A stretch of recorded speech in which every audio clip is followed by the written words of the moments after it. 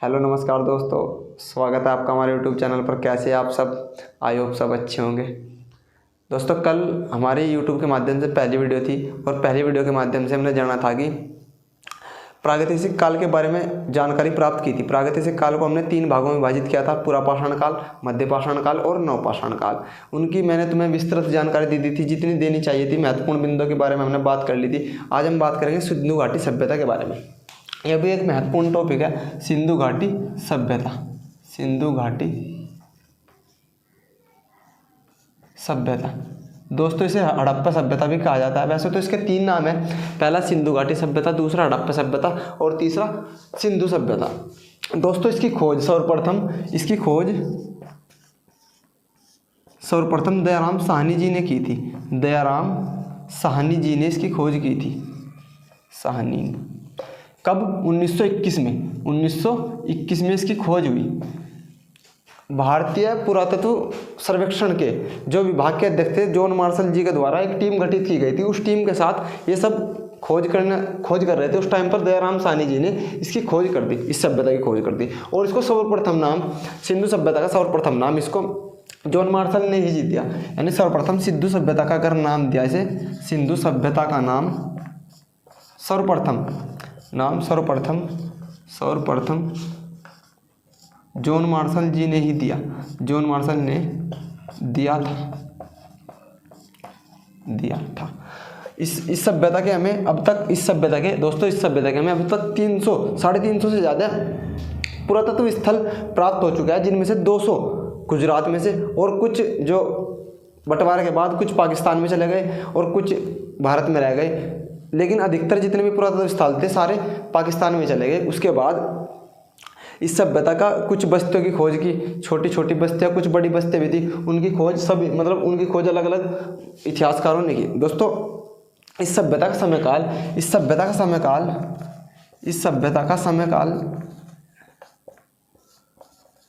समयकाल John Marshall जी के द्वारा कुछ हो रहा है और आधुनिक समयकाल कुछ हो रहा है। जॉन मार्शल जी के द्वारा इस सभ्यता का समयकाल, जॉन मार्शल द्वारा तो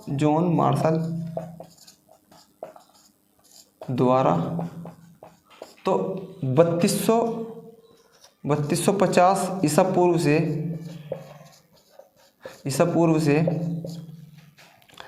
2700 ईसा पूर्व तक माना जाता है।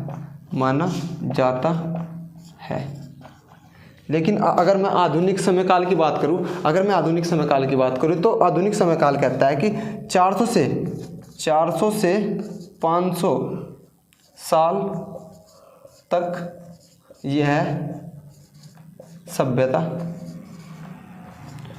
परिपक्व में रही।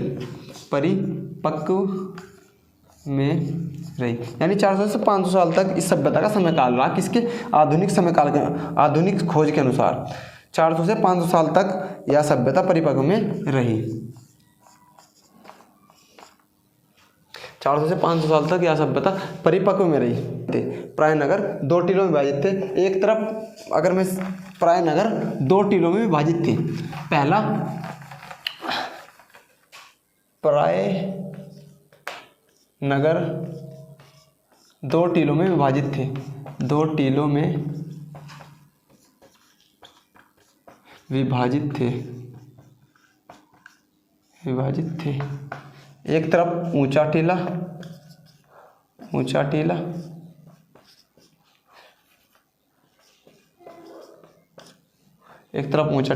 दूसरी तरफ नीचा टीला। यानी जो ऊंचा टीला था वहाँ पर तो उच्चतर वर्ग के लोग रहते थे। उच्चतर वर्ग के लोग रहते थे।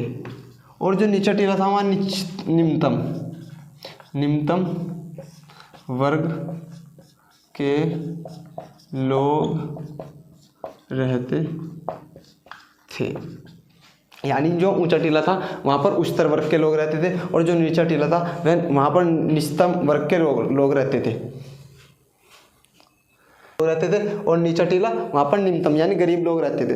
हड़प्पा सभ्यता, हड़प्पा सभ्यता, हड़प्पा सभ्यता आयताकार ग्रिड के रूप में थी। यानी हड़प्पा सभ्यता आयताकार ग्रिड के रूप में थी। सभी नालियाँ ढकी होती थी, ढकी होती थी। वह कुछ स्थान पर सफाई करने के लिए जगह छोड़ी गई थी। यानी हड़प्पा सभ्यता आयताकार ग्रिड के रूप में थी, सभी नालियाँ ढकी होती थी, वह कुछ स्थान पर जगह छोड़ा गई थी जिनसे उनकी सफाई की जाती थी। सड़कें एक दूसरे को समकोण पर काटती थी, सड़कें एक दूसरी को समकोण पर काटती थी। यानी समकोण पर काटती थी, सड़कें एक दूसरे को समकोण पर काटती थी। खिड़कियां आमतौर पर सड़क के पीछे की ओर खुलती थी। खिड़कियां आमतौर पर सड़क के पिछली ओर खुलती थी। आमतौर पर सड़क के पिछली ओर खुलती थी। कुछ जगह ऐसा होता था कि मेन रोड पर भी खुल जाती थी, पिछली ओर खुलती थी, लेकिन और खुलती थी, परंतु कुछ जगह मेन रोड पर भी खुलती थी, मेन रोड पर भी खुलती थी। यदि मैं जल निकासी की बात करूँ कि जल का निकासी किस प्रकार होती थी, जल की निकासी बिल्कुल आज की तरह होती थी कि घरों में स्नान व शौच के लिए अलग अलग स्थान होते थे, यानी अगर मैं बात करूँ खिड़कियों की, खिड़कियाँ सड़क के पिछली ओर खुलती थी, लेकिन कुछ जगह सड़क के मेन रोड पर भी खुलती थी। और आमतौर पर घरों में शौच व स्नान के लिए अलग अलग स्थान होते थे।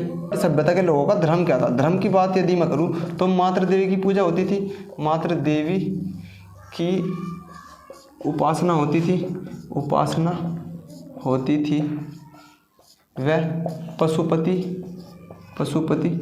शिव जी की अंकन वाली मोहर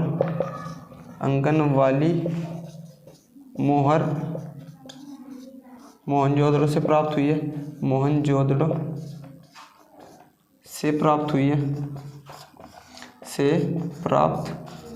हुई है। कुबड़ वाला बैल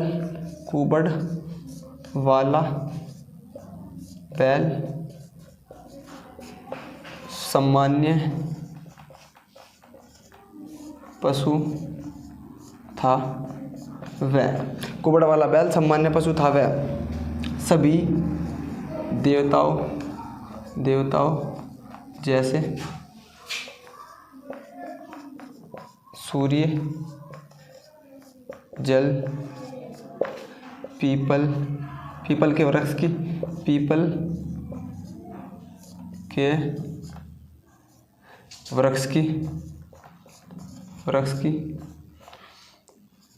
पूजा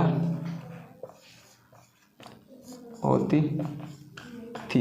यानी अगर मैं बात करूँ इन लोगों के धर्म की, तो मातृ देवी की पूजा होती थी, पशुपति शिव जी की पूजा होती थी, क्योंकि उनसे संबंधित मोहर हमें मोहनजोदड़ो से प्राप्त हुई है।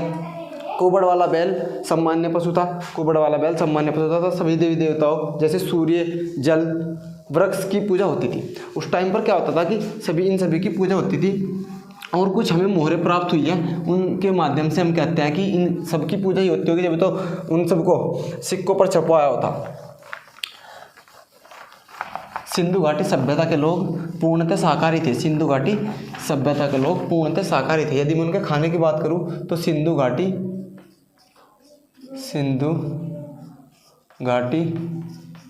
सभ्यता के लोग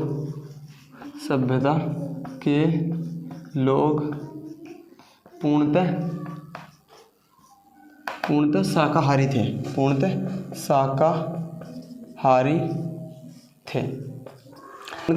अगर मैं इनकी कला की बात करूं, तो कला इनकी कुछ इस प्रकार थी। इनकी मोहरे आयताकार थी, जिनके ऊपर बैल बाग हाथी आदि के चित्र प्राप्त होते हैं। अगर व्यापार की बात करूं, सिंधु घाटी सभ्यता व्यापार किसके साथ करती थी? व्यापार। तो सिंधु घाटी सभ्यता के लोग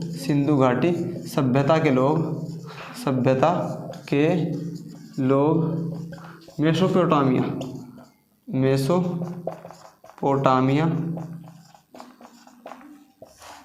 की सभ्यता के लोगों से